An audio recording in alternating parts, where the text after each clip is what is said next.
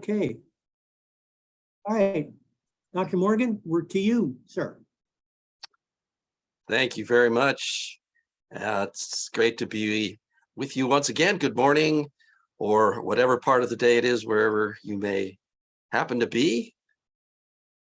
I'm delighted to have this opportunity to share some things, and delighted that you have joined in. I look forward to your feedback and questions, conversation as well. So as Forrest Howe was mentioning, the original plan was for Dave Larson to interview me on the theme of War and Peace today, but that is being deferred. So today I'd like to talk about Ellen White and the politics of racial justice. And I want to begin that very early in Ellen White's ministry. By the way, unless you're a very careful reader of the Spectrum blog, I can announce that I'm going to reveal a previously unpublished letter by Ellen White. Of course, it's freely available online, has been for years. Anyway, we'll get to that. But we're going to start off with a word to the little flock. And this grew out, at least one of the testimonies that is included in it, grew out of an experience that Ellen White had at the age of 19. This was in April 1847.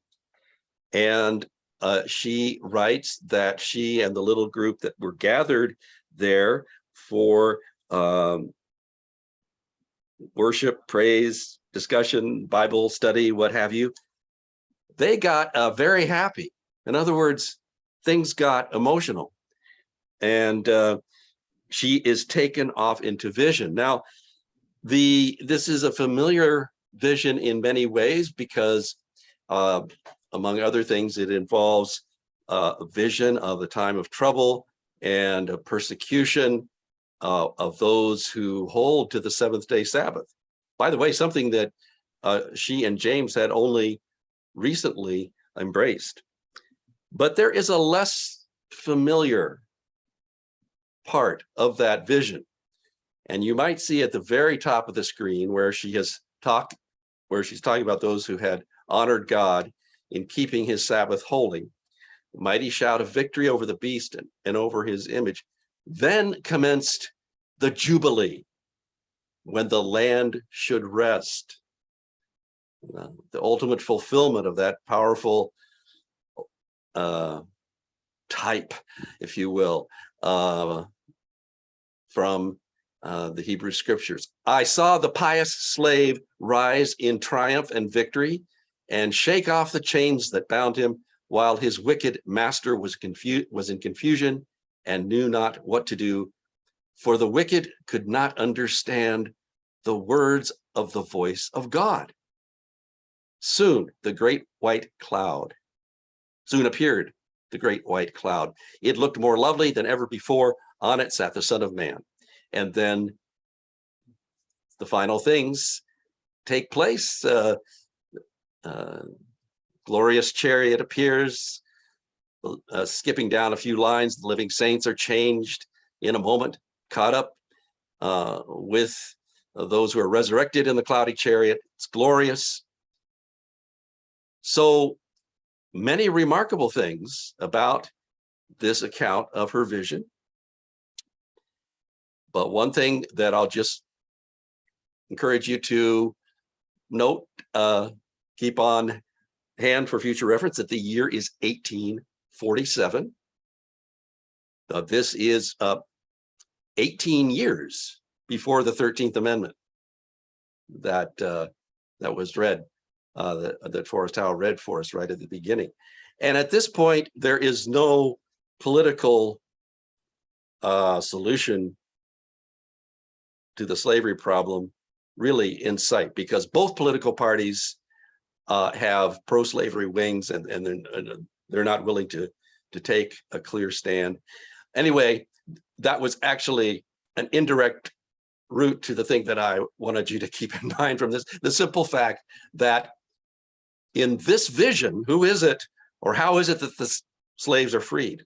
It's directly by Christ at his return. But then let's go ahead and jump ahead 13 years. And by now we do have a party, the Republican Party, which has coalesced in the meantime. And it is not dedicated to the outright and immediate abolition of slavery as such, but it is dedicated to no expansion of slavery into the Western territories and the new states that will be formed. So his election is utterly unacceptable to the slaveholding South because they believe that stated stand was bad enough in itself, but really there was also, they would bring in its train complete abolition very soon. So on the one hand, we have the Charleston, South Carolina Mercury declaring the Union is dissolved soon after the election. But on the other side, Lincoln elected, celebrating Illinois. God bless the old Keystone. That's Pennsylvania. God bless New York. Lincoln carries all the Atlantic states but New Jersey. So anyway, hastening on, this is familiar history, but just to keep it fresh in our minds, a rebellion ensues, and eventually 13 Confederate states withdraw from the Union, and a war begins to put down the rebellion and to restore the Union. But remember that at the outset, the purpose was not explicitly to end slavery. It was to end the rebellion. And Lincoln explicitly stated, you end this rebellion, we won't touch slavery where it is. Well, in 1862, early 1862, so this is less than a year into the war, we find Ellen White's prophetic voice, which primarily had been directed to the church, but now she speaks to national politics as well. This is testimony number 7, published in early 1862. And she casts an unsparing light on a reality that many in the 21st century still struggle to see, namely that slavery was not just a sin committed by individual Southern slave owners, it was a systemic evil embedded in the economic and political structure of the entire nation. So, quoting now, in this land of light, a system is cherished, which allows one portion of the human family to enslave another portion, degrading millions of human beings to the level of the brute creation. The equal of this sin is not to be found in heathen lands. God is punishing this nation for the high crime of slavery. He has the destiny of the nation in his hands. He will punish the South for the sin of slavery and the North for so long suffering its overreaching and overbearing influence. But Ellen White was not simply endorsing the Republican Party line, but she and other Adventists were voicing a critique in these early years of the war, the first slightly under 2 years of the war, because they, that is the Adventists, agreed with the so-called radical Republicans that slavery must be put front and center. That needs to be the purpose of the war. Now, this faction of the Republican Party, and some of the leading lights you see there, insisted that slavery and the rights of blacks must take precedence over other political questions.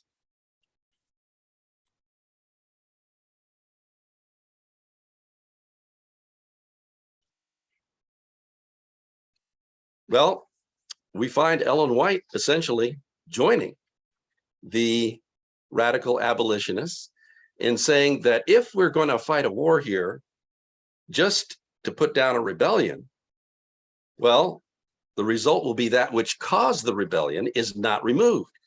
The system of slavery, which has ruined our nation, is left to live and stir up another rebellion. Or as Frederick Douglass put it, and I paraphrase, to fight the war without attacking slavery is like fighting with one arm tied behind your back. Now, I want to say at this point that Ellen White did not and never would call upon Adventists to change the focus of their mission away from preparing the world for the return of Christ and to shift it to transforming the American nation through the existing political system. She, I don't think, ever did that. Rather, she saw American slavery within a larger cosmic rebellion that could only be defeated through non-coerced allegiance to God's government. And she regarded the church, not the state, as the agency, we might say, alternative political structure for winning humanity to that allegiance. I'm going to read that again.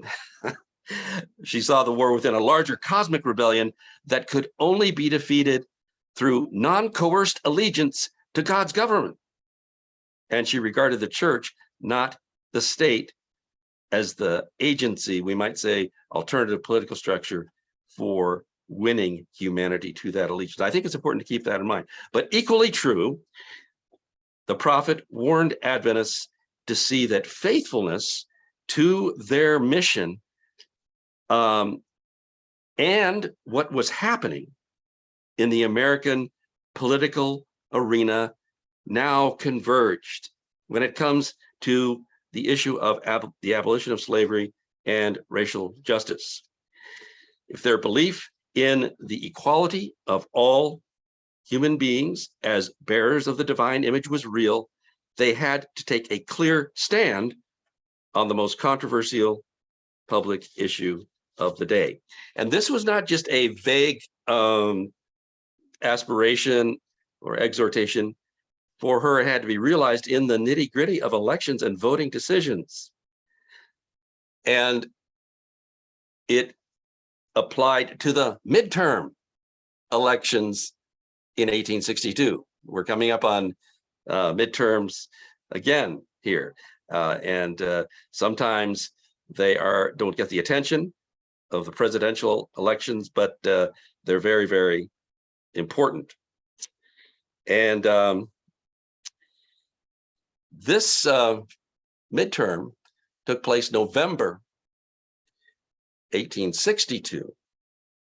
Something very important took place on September 22, so 6 weeks or so before the election. President Lincoln finally took a major step. This is the preliminary Emancipation Proclamation, giving the Confederacy one more chance. So it's on the 22nd day of September, 1862. He issues the proclamation that on January 1, 1863, all persons held as slaves within any state or designated part thereof, and the Zoom screen is blocking me in part of this. Anyway, they'll be declared henceforth and forever free. So Lincoln is declaring, if you don't come back to the Union, you still have one more chance. Slaveholding states, come back. You won't have to give up your slaves. But if you don't, then I'm going to declare them forever free. So the reason it's significant for our purposes to keep this in mind is that if a big loss politically was sustained in the midterms, the fear was, and it was a real fear, that it would make it politically impossible, difficult anyway, for Lincoln to carry through with this proclamation. Well, let's say that both houses of Congress turned Democratic. He would be in a difficult situation. And the Democrats were wooing voters with the prospects for a rapid end to the war, because they felt that Lincoln was being too harsh, too militaristic, and they're saying, look, let's negotiate, let's end this war. We do have to end the rebellion, but let's end it on easy terms for the South. Well, Ellen White felt that some Adventists had done wrongly in this election. Now, at this point, probably should just go ahead and say that the election did turn out to be a loss, but not as bad a loss as might have been expected, and it did not deter Lincoln's purposes. But it was a significant loss. It was a significant loss. 28 congressional seats taken away from the Republicans, but they still had control of both houses of Congress. But Ellen White felt that many were blinded. She's talking about Adventists now. Many were blinded and greatly deceived. Well, let me take that back for a moment. This is going to be applicable to Adventists, but she may actually be speaking more broadly here. Many were blinded and grossly deceived in the last election, and their influence was used to place in authority men who would wink at evil, men who would witness a flood of woe and misery unmoved, whose principles are corrupt, who are Southern sympathizers and would preserve slavery as it is. She's speaking directly to the Democrats in 1862. Some Adventists were among this misguided many. They had been so indiscreet as to talk out their pro-slavery principles and thereby brought reproach on the cause of God. They espouse a position that though the Southern states were wrong to secede and rebel, the federal government had no right to deprive the Southerners of legally owned property, even property in the form of enslaved human beings. And so that was their rationale for opposing the new emancipation policy that Lincoln had announced. They would support military action to put down the rebellion, but not a crusade to destroy slavery. But again, Ellen White speaks directly and powerfully against that. They, that is the people that we've just spoken of, maintain that the slave is the property of the master and should be taken from him, or should not be taken from him, property rights. They rank these slaves as cattle and say that is wronging the owner just as much to deprive him of his slaves as to take away his cattle. I was shown that it mattered not how much the master had paid for the human flesh and the souls of men. God gives him no title to human souls, and he has no right to hold them as his property. Christ died for the whole human family, whether white or black. God has made man a free moral agent, whether white or black.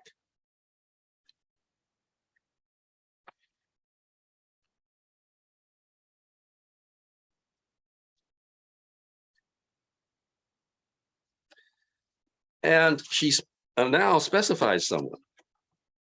This man was Alexander Ross in upstate New York. And apparently he was known in the community as an Adventist, and he spoke out in favor of the so-called Peace Democrats in 1862. And Ellen White writes to him, I saw that you, Brother A, have permitted your political principles to destroy your judgment and your love for the truth.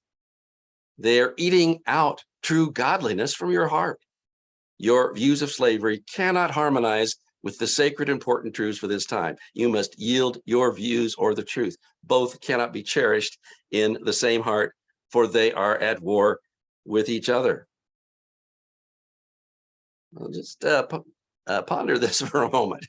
The prophet is saying, your political views are not right before God. You can't hold political views like that and the truth of the Adventist message at the same time. They are at war with each other, the principles. Okay. But now things progress. And the war proceeds, 2 more bloody years. But eventually, with the emancipation policy in place, and then the 13th Amendment coming in 1865, there is a change, a huge change, obviously.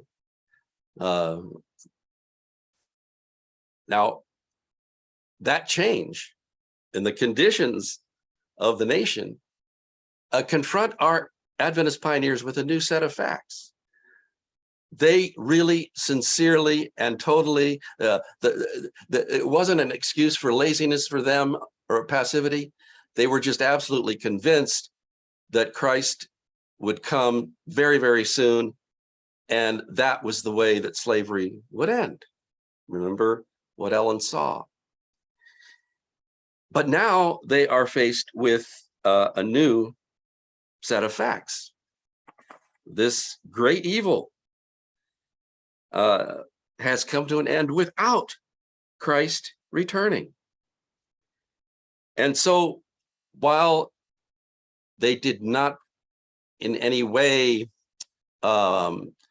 forsake their convictions about the imminence of the return of Christ, the blessed hope, they began to see a little bit differently what their mission entailed, the scope of their mission until that day when Christ returns. It's becoming a little clearer now, and they begin to realize that their action could contribute to meaningful change for good or for ill in the society around them.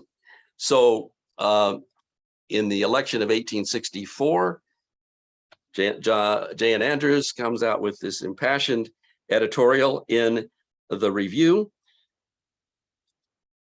Again, with the vicissitudes of the war for a while, it's looking like maybe Lincoln will not be reelected. And then, again, the Peace Democrats could end things with slavery still intact. Well, J.N. Andrews warned that a pro-slavery voting decision would surely face unwelcome scrutiny in the judgment. And then in 1865, by this time the war has just ended. This is May 1865, and the third General Conference session. One of the resolutions states that in our judgment, the act of voting, when exercised in behalf of justice, humanity, and right, is in itself blameless, and may it sometimes be highly proper, but that the casting of any vote that shall strengthen the cause of such crimes as intemperance, insurrection, and slavery, we regard as highly criminal in the sight of heaven. But we would deprecate any participation in the spirit of party strife. So the background was that many thought, and they were very similar actually to William Lloyd Garrison in this respect up until the war, and that is to vote for either of these corrupt parties would implicate us in the evil that they, namely the political parties, will tolerate. So there's sort of this anti-voting background, but now the conference is saying, well, but it could very well be, if it's exercised for justice, humanity, and right, could even be highly proper, but it shouldn't be used to support, the things in the evils indicated there. The point is that voting now is something that has to come under their scrutiny, their moral, religious, spiritual scrutiny as Adventists, and they have. It's not something they can avoid, a decision they can avoid, and they need to consider which to vote for, or perhaps in some instances not to vote, but the consequences are central to their Christian commitment. But then also the final line, we're not saying that we should get wrapped up in partisan politics and in the spirit that entails. Let me just read this sentence here, if you don't mind. The vote thus could be a meaningful way of putting faith in action. To be such, it had to be congruous with the core principles of the faith, not determined by the interests of self, party, or political ideology other than the gospel. All right, so I'm going to pause, and I think I would suggest maybe we have a couple of guideposts here at this point. Adventist faith demanded outspoken opposition to the American system of slavery, and that voting decisions had to express that opposition in order to meet with divine approval. It seems to be where, by and large, the early Adventists, the position that they have reached by the end of the Civil War. All right, last time I got so carried away that I was totally heedless of the time I was using. I want to take a little look here.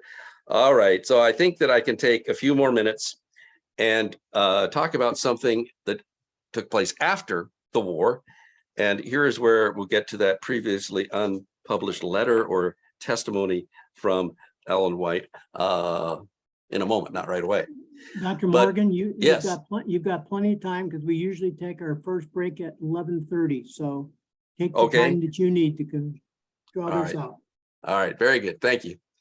Well, this is the proposed 13th Amendment, which did indeed pass in 1865, and it ended legal slavery in the United States. But there's still the question of racial justice. Right? It's the one thing to say no more slavery, but what about justice and equality for the freed people? So what we have next comes from testimony number 12.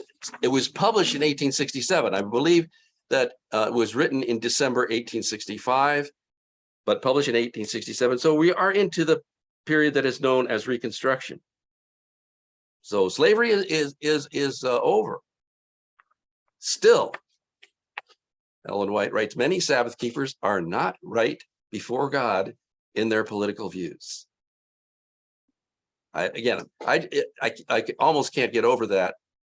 I mean, I think we wouldn't stand for that today. You could tell me how to vote, what my politics should be from the pulpit or whatever.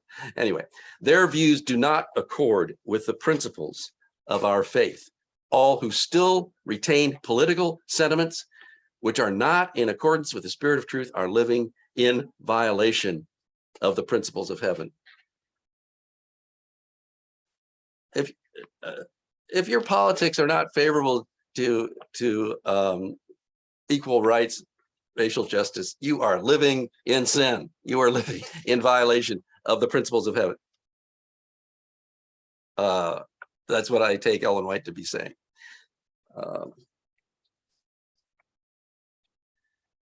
These brethren cannot receive the approval of God while they lack sympathy for the oppressed colored race and are at variance with the pure Republican principles, small r, Republican principles of our government.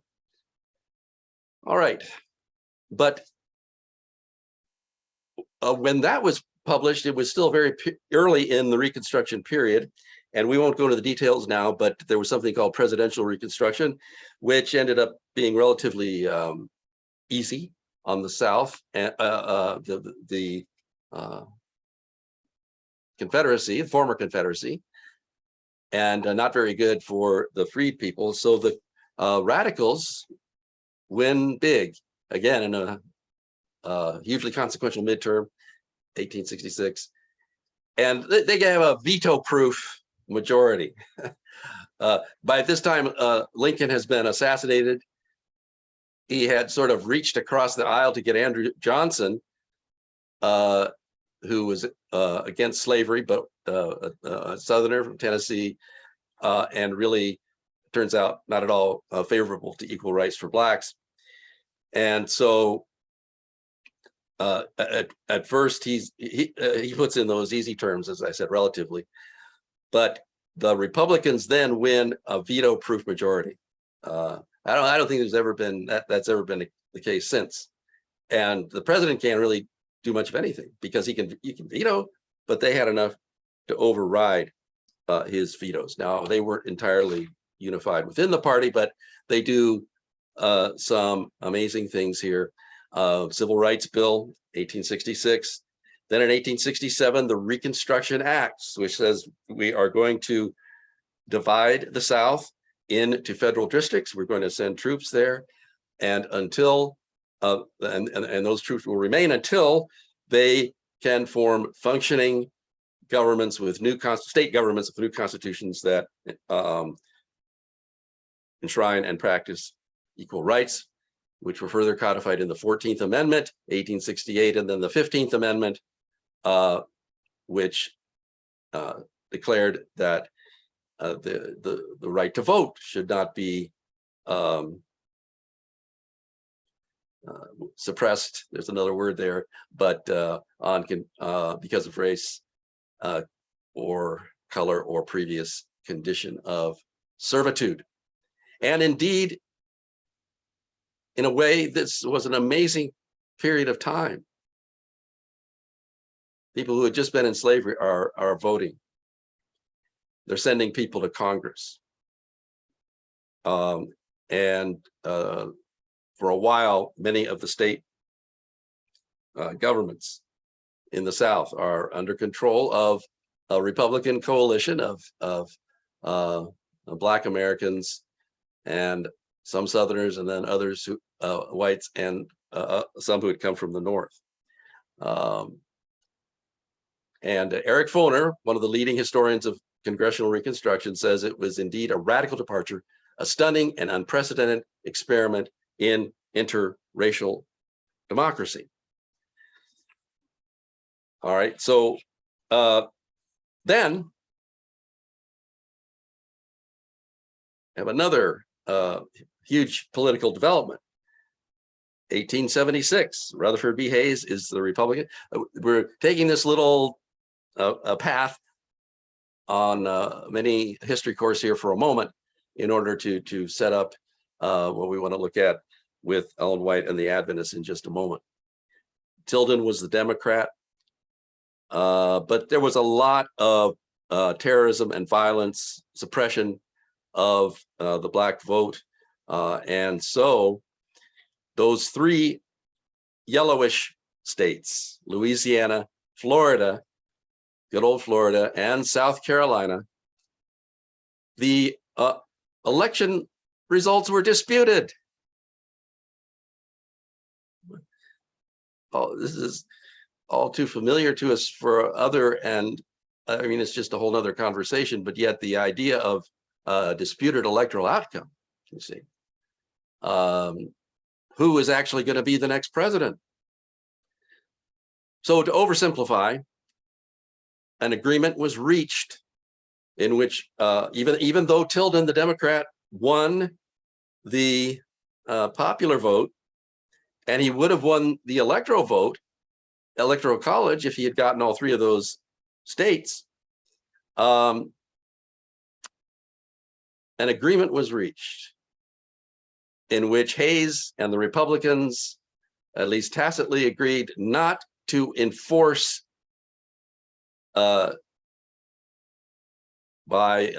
use the federal troops to enforce Black rights. They would pull away from the state houses the troops away from the state houses in those three disputed states. But the states would go to Hayes and the Republicans. They'd get the presidency, but they would allow the South, the white South, again, oversimplifying, and in essence, to determine the future course of their section of the country. So it was a huge blow to the goals of congressional reconstruction. It was not an overnight thing, though. Well, this is a famous depiction, cartoon, if you will, illustration, compromise with the South. And if you look in the background, if you look carefully enough, and I don't know how well it comes through on your screen, but you can see some burnings, lynchings, etc. But as I said, even though that was the key turning point, it was not entirely over in terms of the Republican Party commitment to equal rights for Blacks. The party was much more divided as to how much priority to give this and so forth. But James A. Garfield was finally elected, nominated on the 36th ballot at the Republican convention. He was known as someone who was strong for Black rights. But I mentioned this fact that he doesn't get in until the 36th ballot to show that the party's commitment to that was definitely much more tenuous, but it wasn't over entirely. But then Garfield is assassinated and he's succeeded by Chester A. Arthur, but that's not too much of our concern right now. This is the background now for coming to an interesting editorial. Well, first, here is a cartoon depicting Garfield. Just as an aside, you want to talk about sort of the white savior depiction. Well, there you have it. But there is some reality to it, because he is promising anyway to be a bulwark against some very nefarious forces. This is a close-up on some of them. We're basically saying that the only future for the Negro is slavery or death, etc. It's in this setting that Joseph H. Waggoner, he is really, he's part of the first generation of pioneers, father of the more famous E.J. Waggoner, connected with 1888 and so forth. Joseph was made editor of Signs of the Times, published in Oakland, California, beginning in the 1870s. And in 1880, July 1880, after the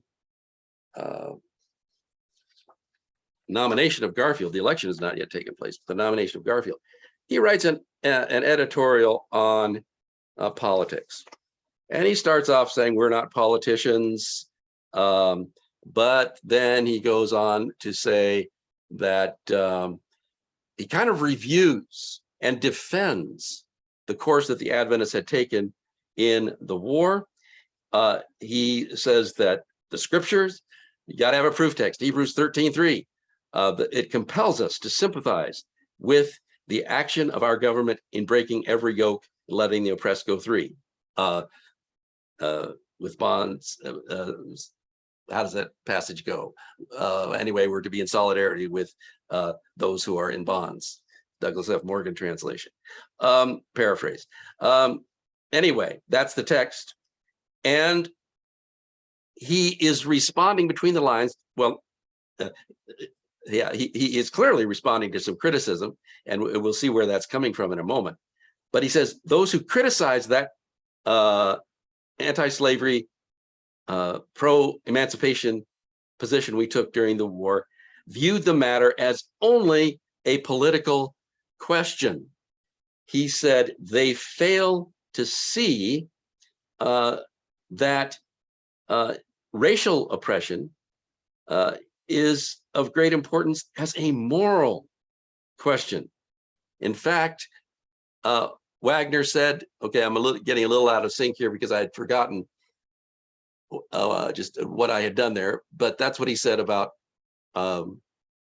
scripture compelling us to be sympathetic with breaking the yoke of slavery. All right, those who criticize it regard it only as a political question. We care but little for any question on the score of politics, but we have a high regard for all moral issues, and we shall never violate our moral convictions. But we're certainly not going to do it to appease the feelings of those who often appear to be moved by more than prejudice. Sorry, to be moved by more than prejudice. I might have made a typo there. I think it should be moved more by prejudice than by revelation in Scripture, or the calls of our common humanity. We're not going to appease people who are motivated by prejudice more than by revealed truth or the calls of our common humanity.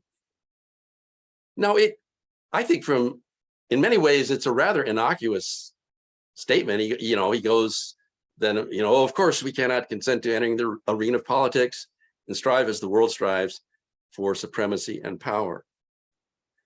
But the thing behind this was that one of the earliest congregations in California, by this time, the Adventist work has been going there a little bit over 10 years. And so it's, relatively, it's prospering pretty well. And we got several congregations. Woodland, which I think is out in kind of, I looked it up on the map quite a while ago. It's in Central California, I think, roughly speaking. Anyway, substantial Adventist church there. And it turns out that the leading lights of the Woodland Church were transplanted Southerners who were definitely pro-slavery in their political orientation. And so that's really who Wagner is talking to, and who has been raising the problem. By the way, not sure if this is the exact best point at which to bring this in, but James White actually talks about visiting the Woodland Church, and then they went to the homes of one of the homes of the leading member, and here were these great honorific photographs of Stonewall Jackson and Robert E. Lee and Jefferson Davis. And James is having a little trouble putting this together. These are good brethren, they're good Adventists, but I mean, the shock and an almost nauseating experience of seeing these heroes of the Confederacy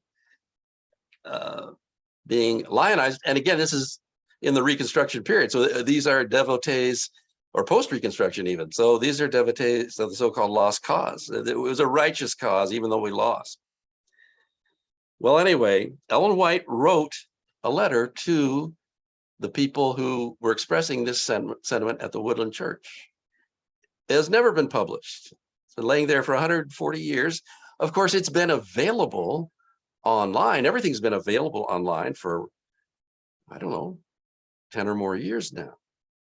But it was really Benjamin Baker, who many of you may be familiar with, and I certainly recommend his site and YouTube channel, blacksdahistory.org. And Benjamin put together his own compilation. Everything that Ellen White said, and he even put it in a lot of context as well, having to do with Black people. And that is how I first became aware of this letter. So let's take a look at that. Now, I don't know how well you can see this. I have a couple of slides after this that will enlarge some of the points, but I think it would be helpful to just read through this letter. Dear brethren and sisters at Woodland, July 1880.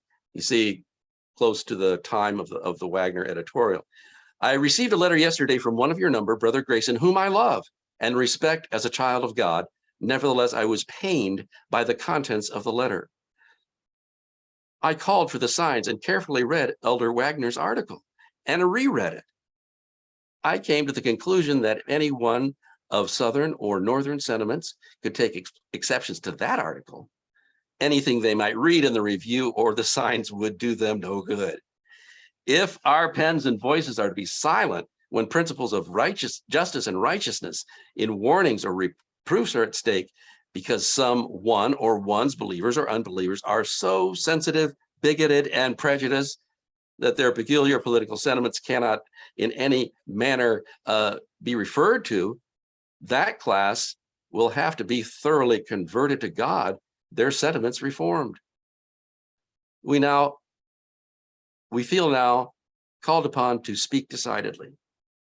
We shall speak and write guardedly, but shall not withhold such matters as are expressed in the signs of the times to which you make reference.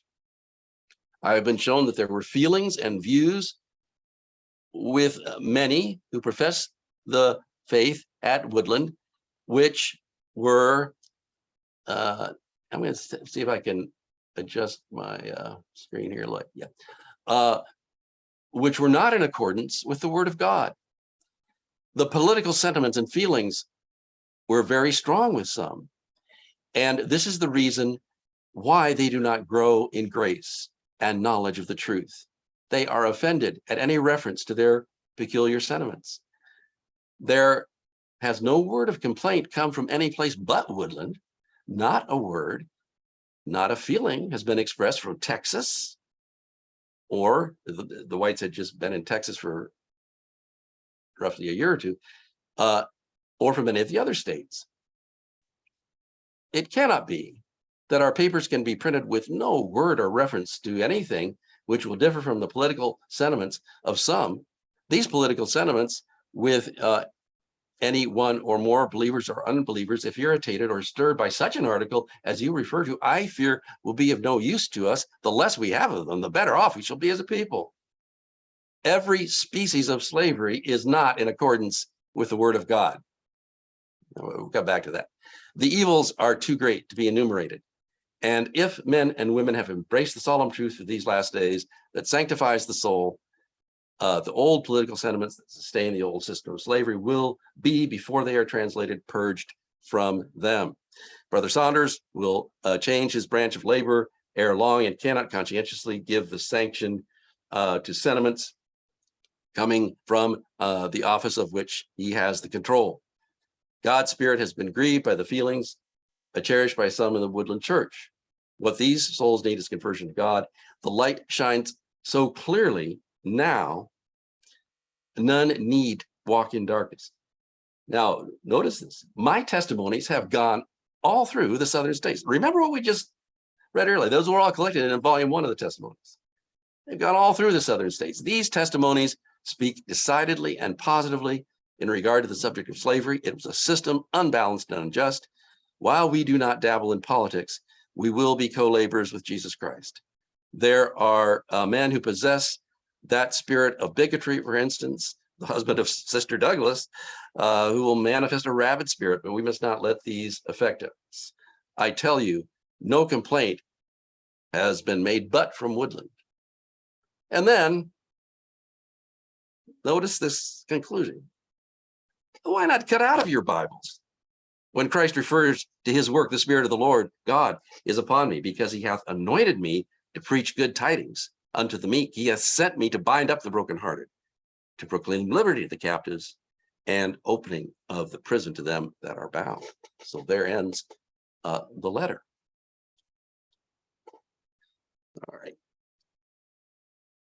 All right. So we're just highlighting, going back over a couple of these, and probably we have made these points clear enough from what we've read, and we see that she is reiterating these things that similar to what she said in the 1860s. This is 1880. Okay. Yeah, I adapted from a previous iteration of this. And all right. Now, I think that this sentence, which is oddly worded, it's kind of like it in the negative. Every species of slavery is not in accordance with the word of God. I don't think there's any question about the fact that she's saying no species of slavery is in accord with the word of God. The question is, what is she referring to? Is she simply, because it's plural there. So she may be referring to reimposition of repressive measures in the South. One, of course, is the convict lease system, the little opening there, the 13th Amendment, except for a punishment for crimes. And we won't go on that just at the moment, but she may be referring to forms of slavery that come back in despite the outlawing of legal chattel slavery. Now, I'd like to elaborate, so let's see. We're almost to 2:30, but I want to elaborate on this point for a moment, because I think it illumines a passage that is often quoted from Ellen White. If a moral issue in the public arena is being addressed by Adventists, well, they will bring up, often someone will bring up this passage. And it's in a couple places, but one place is in Testimonies, Volume 9, again and again. Christ had been asked to decide legal and political questions, but he refused to interfere in temporal matters. Now, I think that's essentially equivalent to what Ellen White is saying. We cannot and will not dabble in politics, or what Wagner says, we're not going to get in there for power and supremacy. All right. Now, back to the testimonies that's often quoted. He knew that in the political world there were iniquitous proceedings and great tyranny, but his only exposure of these was the proclamation of Bible truth.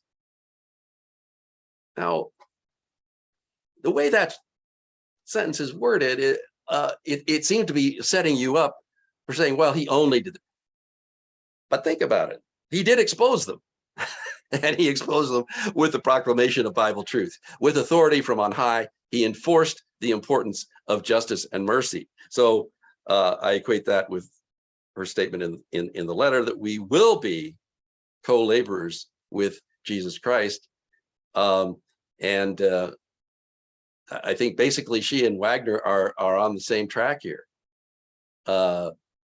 No to strive for supremacy and power, dabbling in politics, partisanship, unguarded rhetoric, and so forth.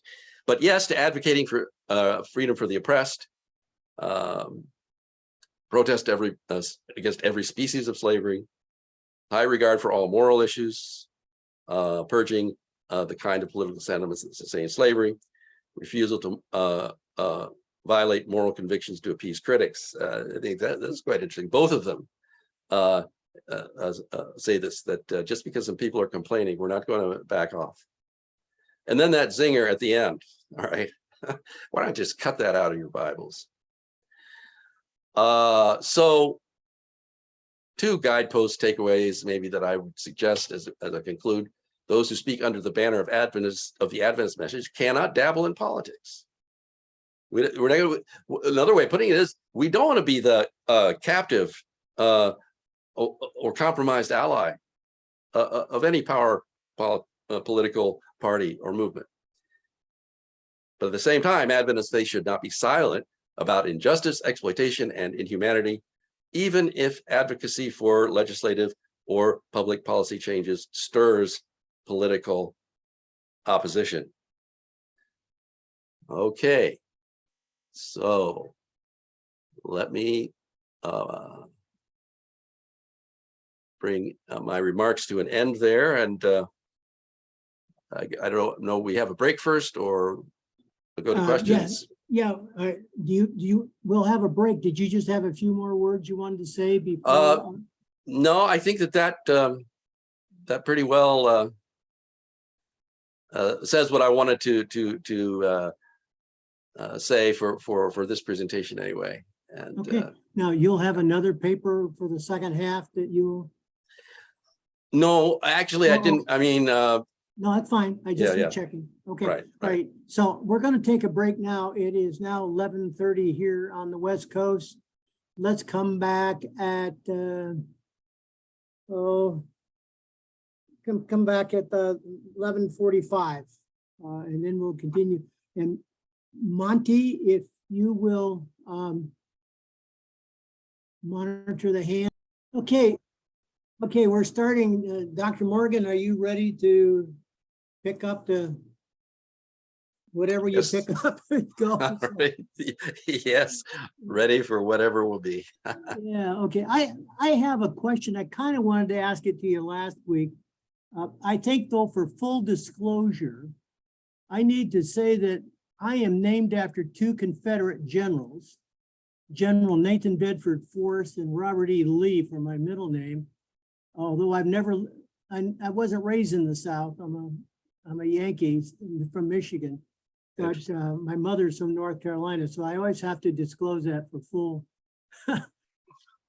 full disclosure. But sure. I have a question that's and I don't mean to ask this challengingly, but I lived in New England the Northeast for almost 20 years. And I never thought Adventists were abolitionists. I know that they were anti-slavery, but I never heard of any Adventists or Adventism that really got involved in the abolitionist movement. I don't think there was any blood ever shed. Adventists did what they could to keep their young men out of the service for the Civil War. Could you just comment on that? Did Adventists really see themselves as abolitionists? Just your thoughts on that.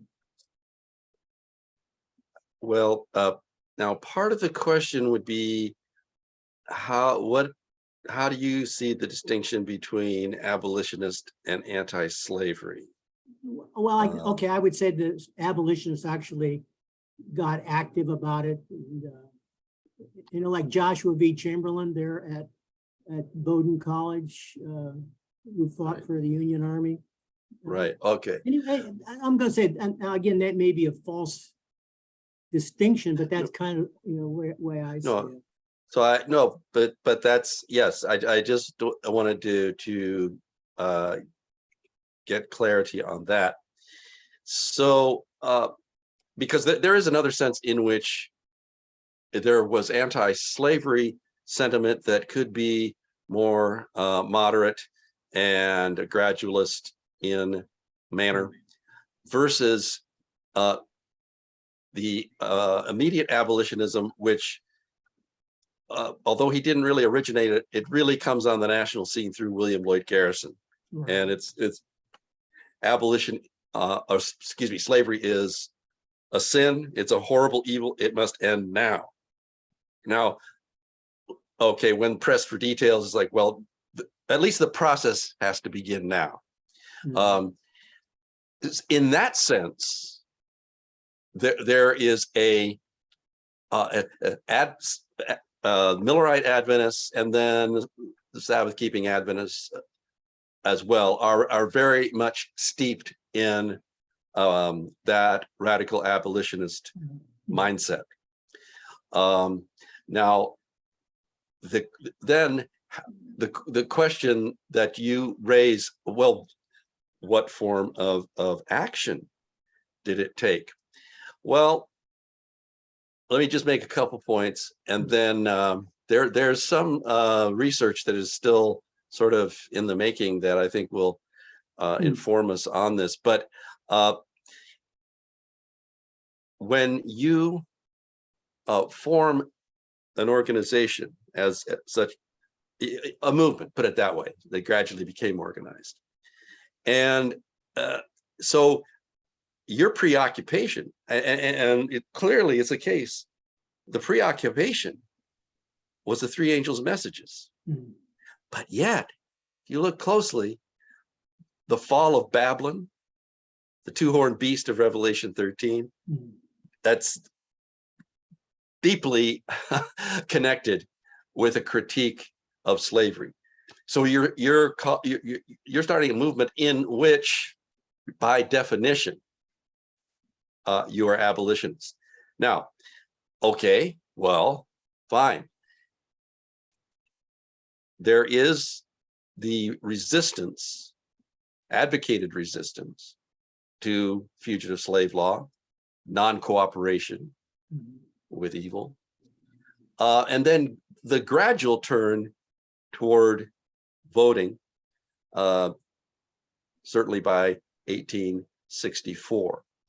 Now, the research that I referred to, Kevin Burton at Andrews is coming up with some things that he, it's gradually coming out, but he has not yet finished his dissertation. He needs to finish that and get that out and get other things out more fully. But he is finding instances.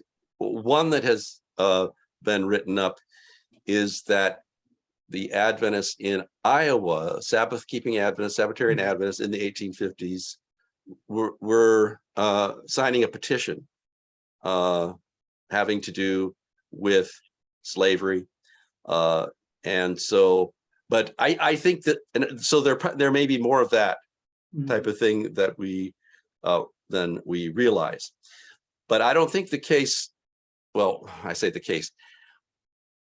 I don't think the significance of the early Adventist position necessarily rises or falls on that. But this is a community, you could say, of radical discipleship that cannot permit even any pro-slavery support within its ranks. It's not going to, even at the risk of breaking federal law, won't cooperate with the fugitive slave law. And I think that is a significant legacy. And we might take up the military part at a later time. Okay. But yeah. That's fine. Can we just piggyback on that a little bit too? Sure. Many of the abolitionists and even anti-slavery slavers didn't see blacks as being equal with whites, even though they were opposed to slavery. There's polygenesis. We have amalgamation issues. How deeply involved were Adventists into the amalgamation issue and not counting blacks as equal with whites? In my understanding of, and just from my own study evidence I've seen, if there's a spectrum of the most progressive egalitarian views on the one hand, and then those people who are against slavery but really were quite racist in their views on the other hand, I think the Adventists actually would be pretty close to the radical egalitarianism. Joseph Bates, for example, very clear and forthright on his views. I think Ellen White as a whole, you see, we do have this very puzzling a reference to amalgamation of man and beast. Well, what does that mean, and so forth? But whatever it means, I'm not sure that putting it at the center of how we view Ellen White's record and testimony when it comes to racial matters would be a very fair or accurate thing to do. And the overwhelming, now you have statements that and expressions that certainly would be regarded as condescending on the part of Ellen White and other Adventists. And I think this is just this is human reality in my standpoint. In other words, it depends on what your expectations of a prophet would be. Do you expect perfection, or on the alternatives are perfection or falsehood?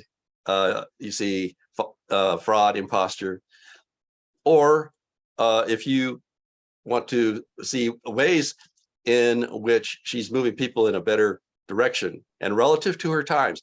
This is digressing a little bit from your question, but maybe not, because you did mention amalgamation. If we think about the champions of women's equality, women's suffrage, Elizabeth Cady Stanton and Susan B. Anthony. Well, there was a dispute over what are we going to prioritize equal Black rights or women's rights, and these great champions of women's suffrage said some things that were far more vile and racist than Ellen White ever uttered. So I think we have to try to keep things in context as best we can. So I don't write off Harriet Stanton, Elizabeth Cady Stanton, but because she just used a whole string of racial slurs to dismiss anybody who wasn't Anglo as a prospective voter or citizen. You have to look at the overall. Anyway, No, that's fair. I just wanted to hear yours. Just kind of, okay. I'm going to turn this back to Monty. Don't forget Anastasia, Monty. That she's. How could I ever forget Anastasia? Okay, so I've got Anastasia up next, and I've got Peter, and I've also got Simona. So let's go to Anastasia. Thank you so much, and good morning and happy Sabbath to everyone.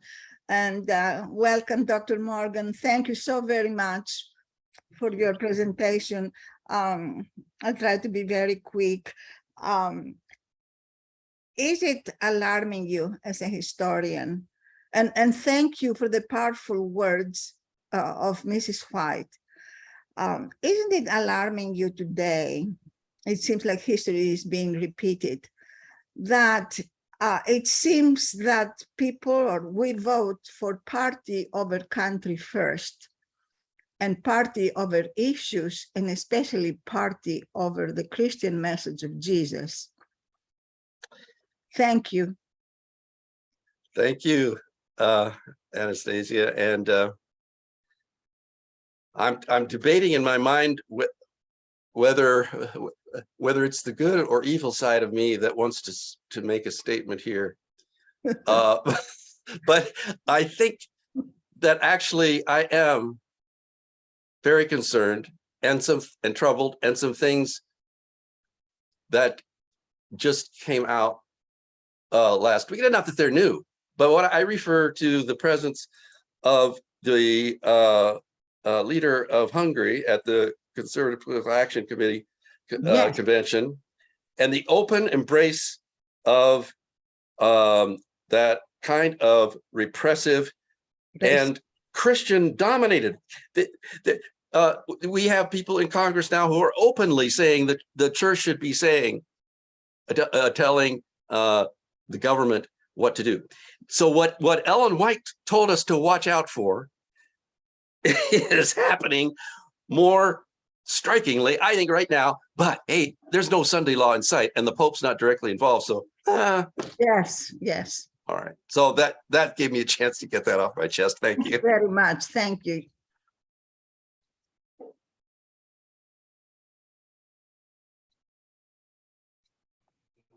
Okay, Peter, your turn. Thank you, Dr. Morgan, for your presentation. I have a few reflections in regard to your presentation and also a question. First, I think from what I understood is that Ellen White's position in regard to slavery was the correct position. Namely that slavery is an evil institution. It's against Christ, what Christ believed, and we should oppose it, take attitude against it. But in the same time, she never argued in favor of taking arms and overthrowing this institution.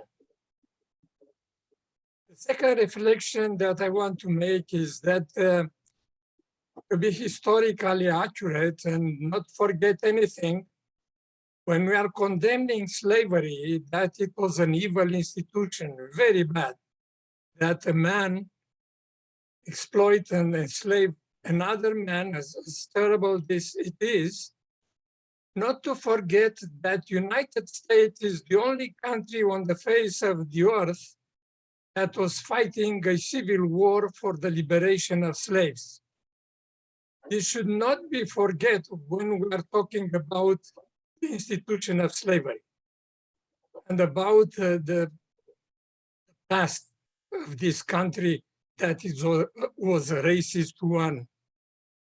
We should not forget that thousands of people lost their lives fighting in this civil war to eliminate slavery, to abolish slavery. I think this is part of history and we should not forget this. Now, the question that I have is that today we are confronted with a liberation theology problem that it originated in Latin America. And the Catholic Church, and especially the actual Pope Francis, is very much in favor of. That is to fight against the social injustice. He's talking more about fighting social injustice than Christ's liberation. And what in your view should be, how do you see this problem? And how do you think the Adventist church position should be in regard to this? Thank you.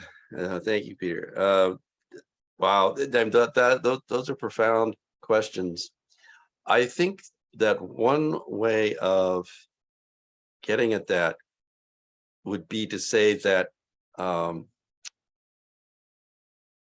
way in which I think that liberation theology, which of course took many different forms, but so let's say some liberation theology was too close an alignment to a Marxist political ideology, and as you mentioned, the embrace of violence to liberate. That seems inconsistent with the gospel of Christ. And that let me go ahead and say this, and whether we'll all have to think about whether I'm making any sense when I do.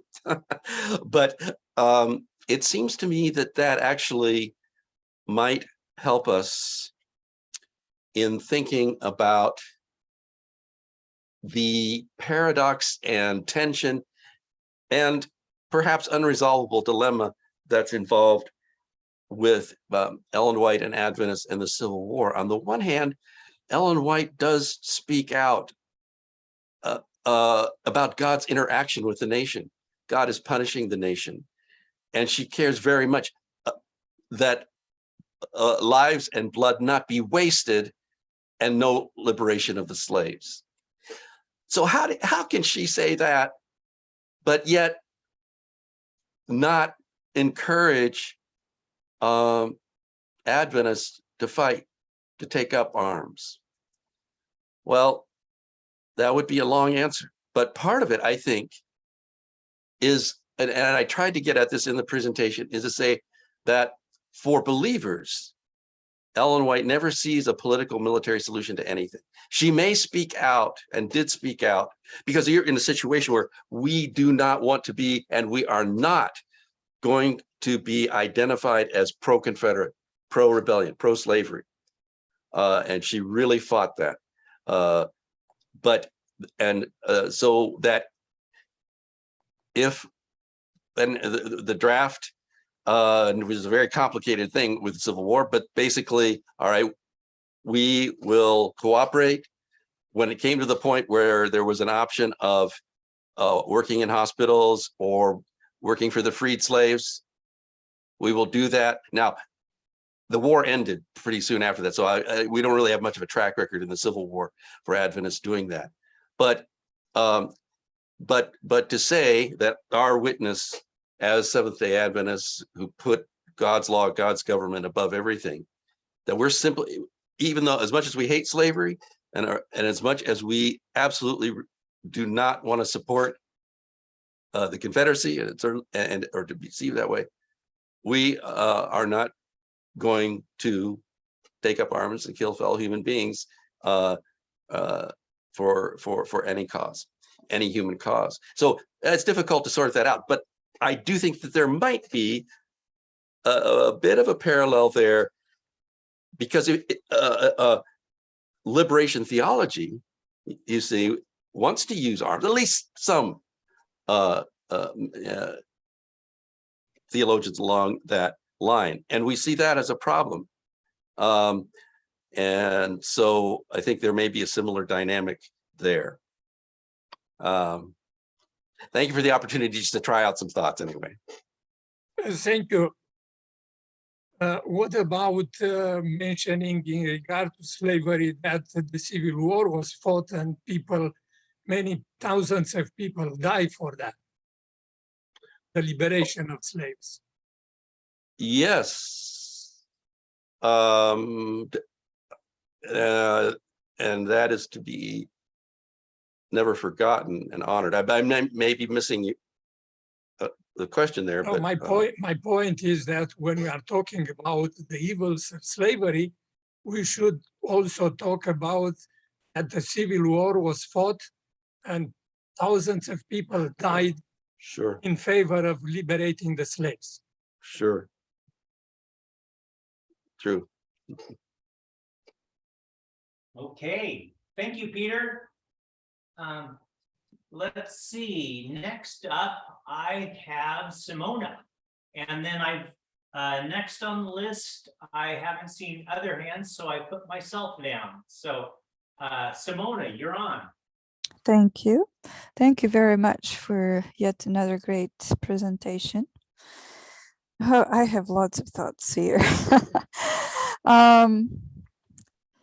So there was one passage that really struck me as very powerful when Ellen White was talking about people who wink at evil. And I cannot, and now anybody who feels in any way insulted by what I'm going to say, pardon me. But how can any Adventist vote for people who have done things that are clearly evil, like detention of undocumented and aliens and asylum seekers, separation of children from from their families, things like that. I have had a very, very difficult conversation with a church member several years ago during the Trump administration who supported Trump.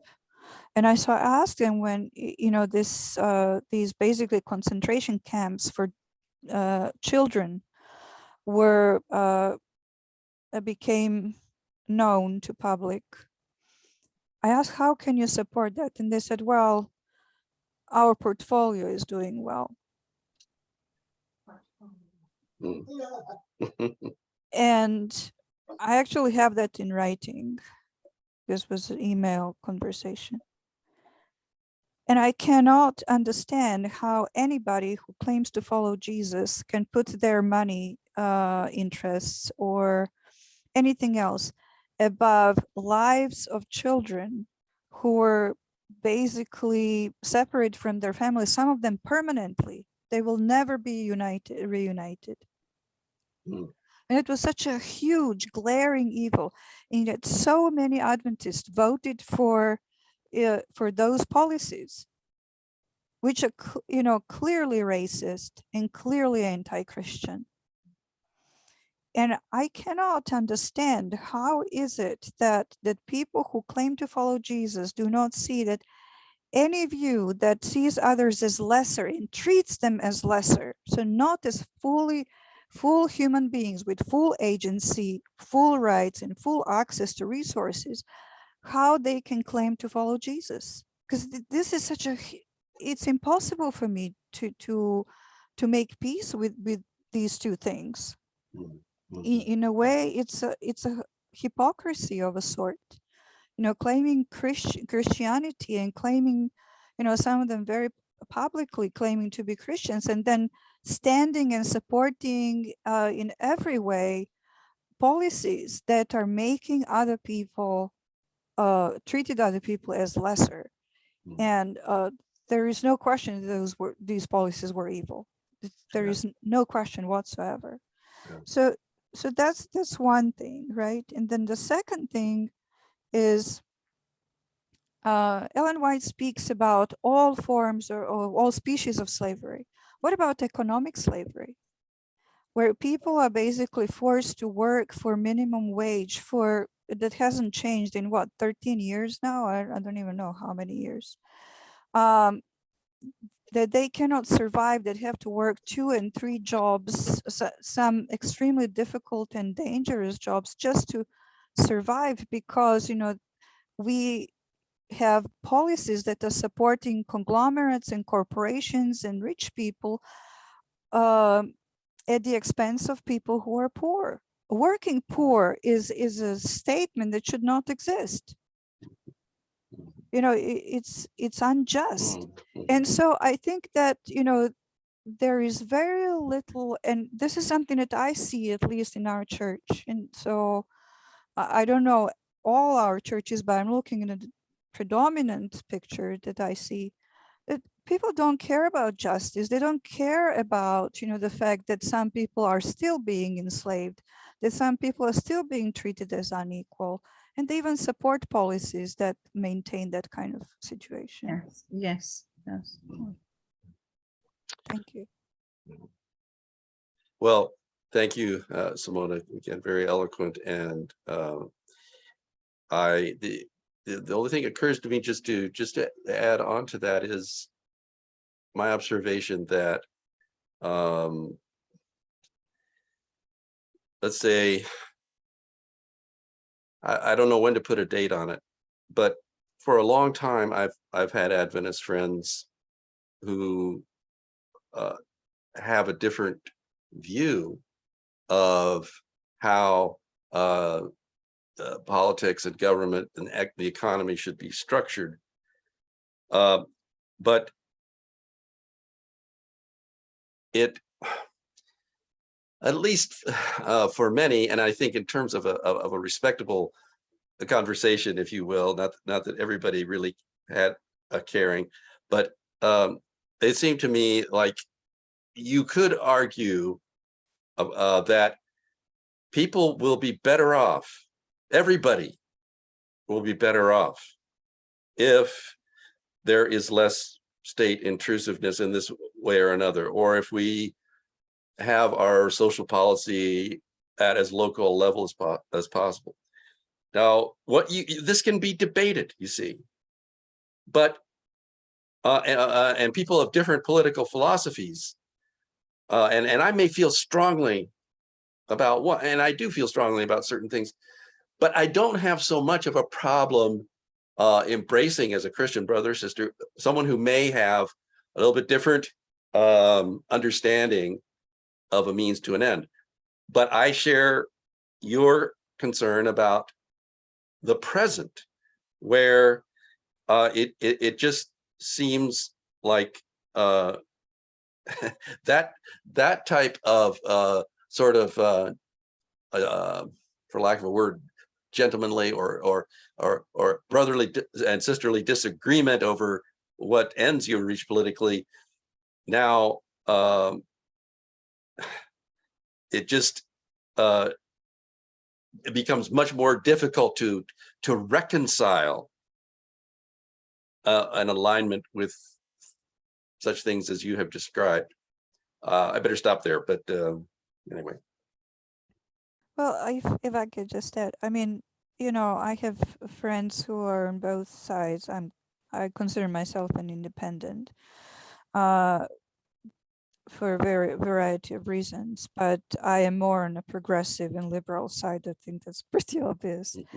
But here is the thing, there are times, I believe, when one has to stop looking at the label Republican or Democrat or whatever, and start looking at the contents. Exactly.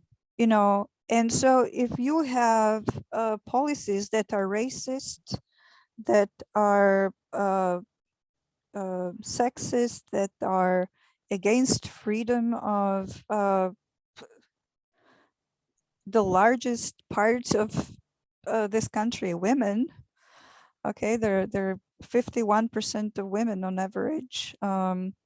So, you know, if you have policies that are going against the interests of these groups or people who are people of color, people who are oppressed, marginalized, LGBTQ community, you know, how you cannot, and I don't care how you call yourself, you cannot claim to be follower of Jesus if you don't see people who are in these groups, and if you support policies that are making these people more marginalized, more oppressed, and less free. Thank you. Thank you. Okay, I did see Anastasia raise her hand. I'm going to talk about my list. Anastasia, did you want to talk again, or was that just Yes. you make your comment? Just quickly to say that Simona put more in examples what I was trying to say about values, about Christ, about values, overriding party, and that overriding our country. Unfortunately, politics, according to the Greeks, is really the love for your country, for your city, but especially for the citizens, for the people of that country. And I have lived here since 1966. I have not, even during the war with Vietnam, I have not seen the horrors I see to say today and how marginalized the people are, instead of parties talking about those values. And the other thing I may say is we cannot blame everything on Marx. If our governments have done something constructive for South America, instead of exploiting them, Marx wouldn't have been there. And thank God that Christians were. Thank you. All right. Thanks, Anastasia. Okay, I've got myself and then Mark and then Forrest. And if we have some others of the female persuasion, raise their hands and we'll do some interspersing there. I have Mike, I have a comment and it has to, but I also have a question along with that first. And I'm wondering if you're familiar with George Lakoff's Moral Politics, book Moral Politics. I've only heard the title. I don't even know what his argument is. Sorry. All right. Well, let me make a statement about it. I would have to say that as Simona was talking, my heart resonates with what she has to say. And oftentimes I found myself in a position of thinking, how can this maybe even friend and long-term colleague of mine think this way, support this, these sorts of things? It's a real gap of understanding. And one of the things that George Lakoff did for me with this book, and oftentimes then what I'm inclined to say is they seem on the face of it immoral, and if not immoral, at least ignorant. What George Lakoff has done for me is help me understand, not agree with these individuals, not change my mind about their beliefs, but to see that it's not immoral from their perspective and not just ignorance, but it is a different and common moral philosophy. So the difference we're talking about is they believe one thing is moral and they're as committed to that morality as I am to my morality, which puts us on a different plane in terms of the conversation.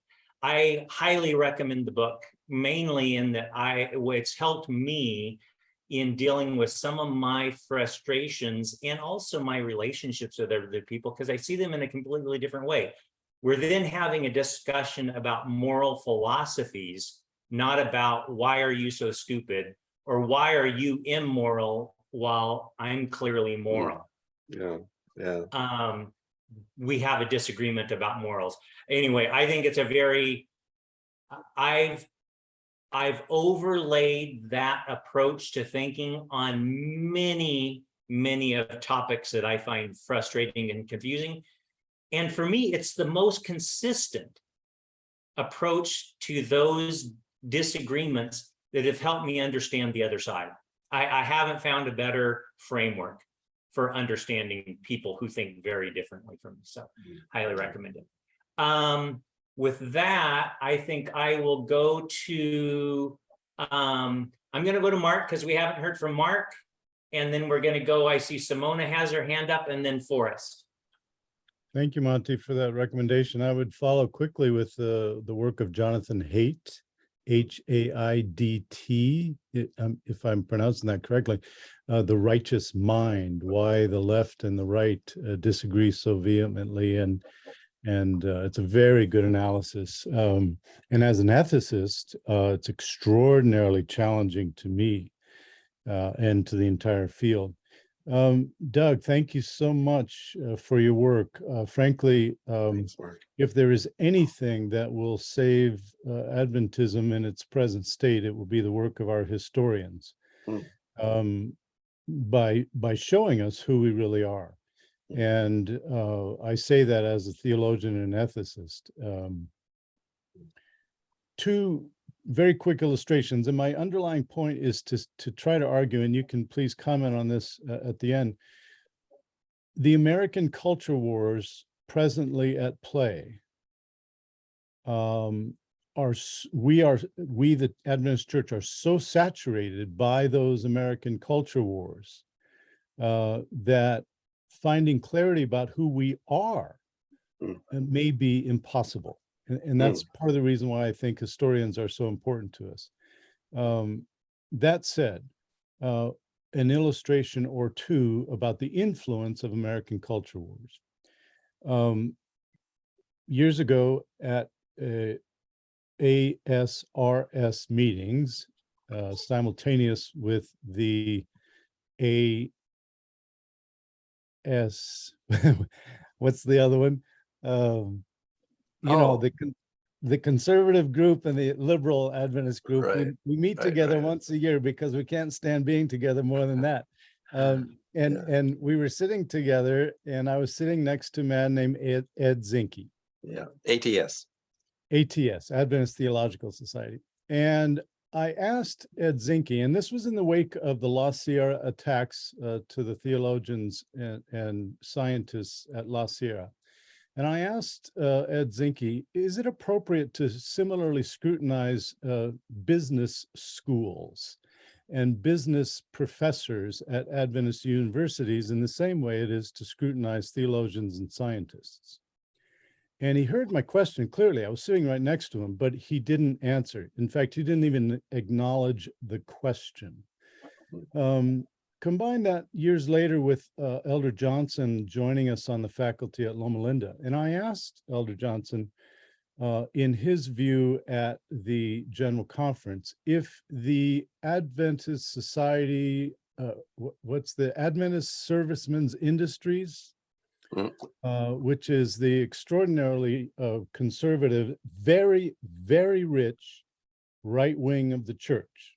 And again, in the context of American culture wars, if that group had influenced the General Conference theology with regard to various parts of Adventism. And he didn't pause for more than a half a second, and absolutely was his answer.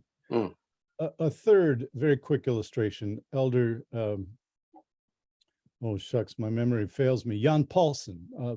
Jan Paulsen joined us at La Sierra one time, and I asked him, I said, I have the impression, can you please disavow me of the impression that rich conservative people have donated money in such a way that it has influenced the General Conference in inappropriate ways.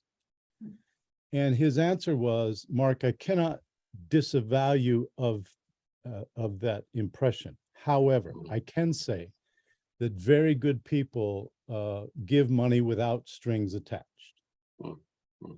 Those stories to illustrate and to ask you, Doug, is there hope for us in light of the thorough saturation of American culture wars within our church? Thanks. Well, thank you, Mark. It's good to see you. And thank you for the affirmation of the contribution that historians might and can make. And so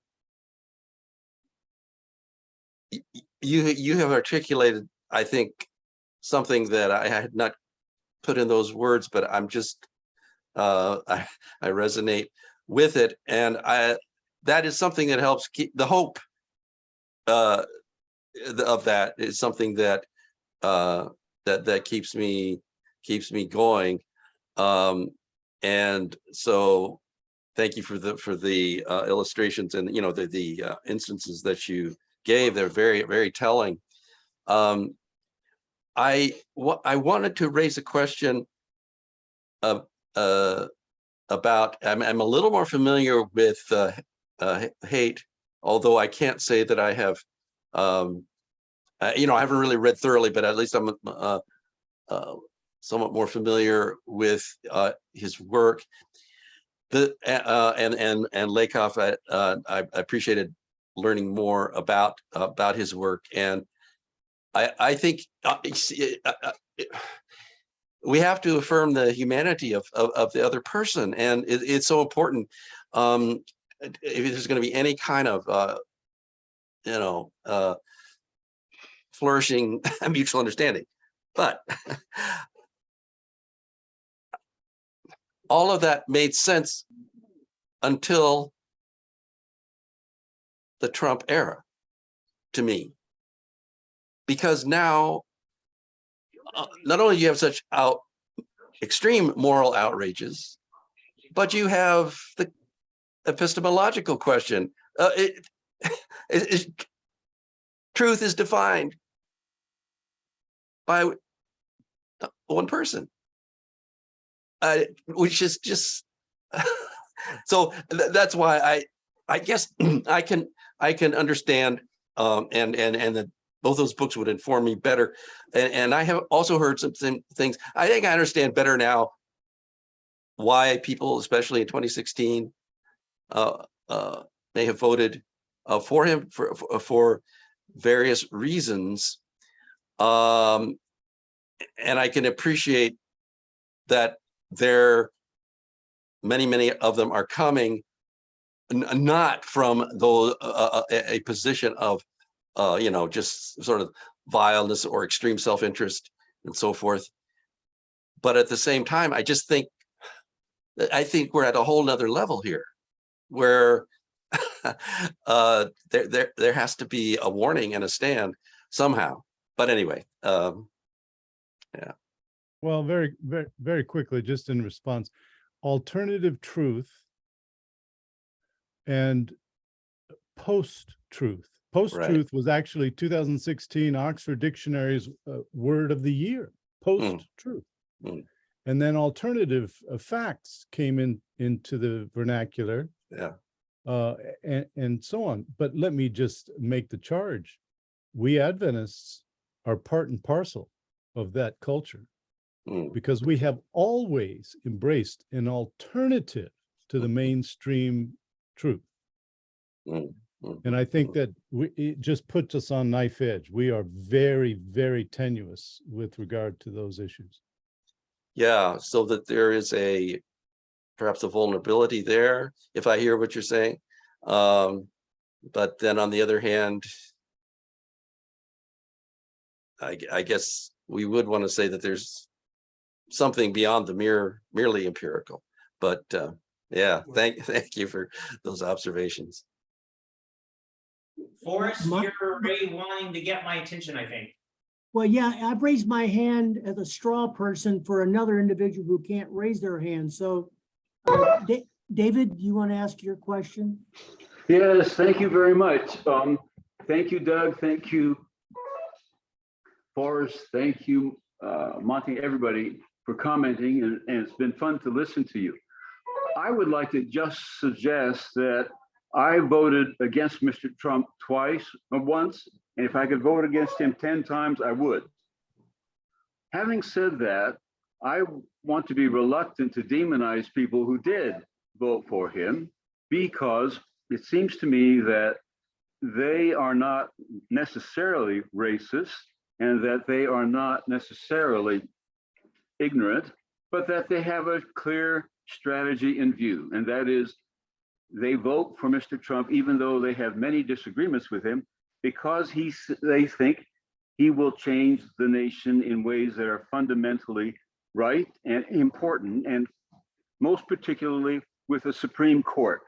And I must say that those who voted for Mr. Trump, the conservative Christians, the evangelical Christians who voted for him, succeeded in transforming the Supreme Court in remarkable ways that will last for centuries.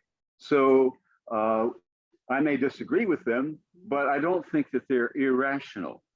Now I'm going to swing at the ball from the other side. And that is to say, Mr. Trump provides a particularly challenging situation because he is attacking the institutions of democracy.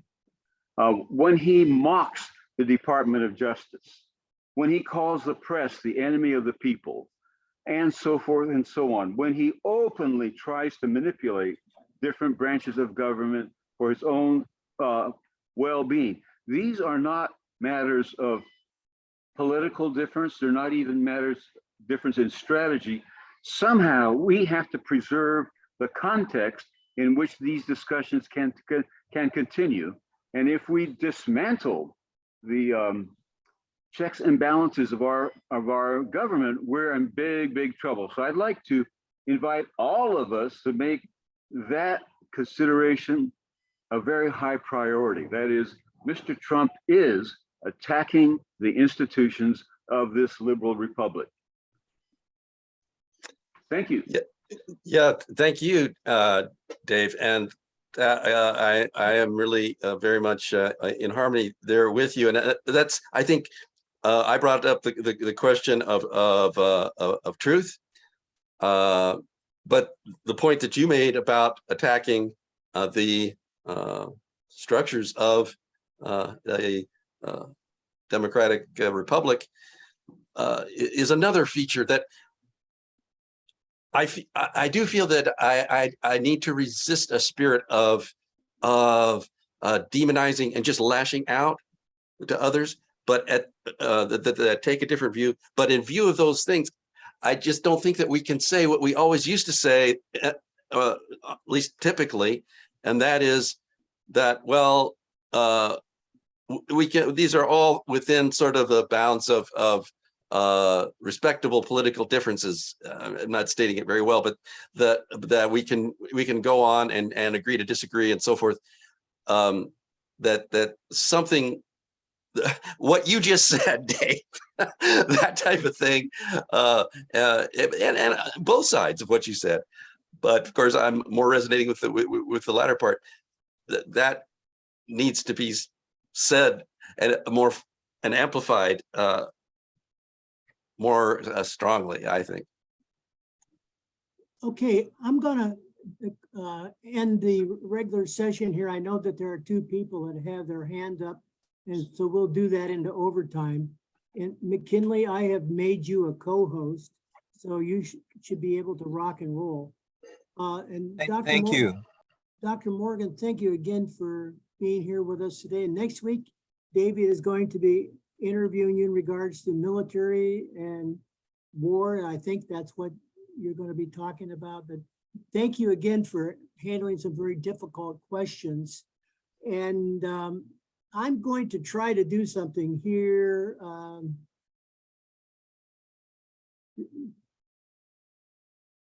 Okay, this will be our benediction, I hope.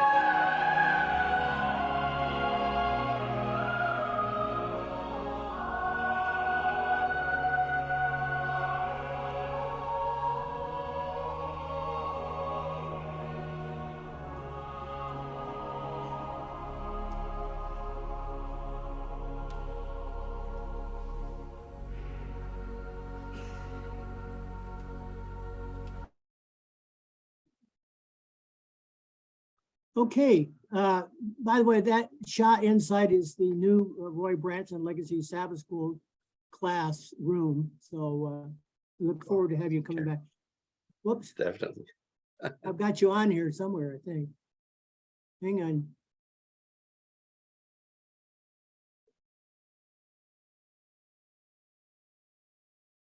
Okay, I'm going to turn it over to, I've turned the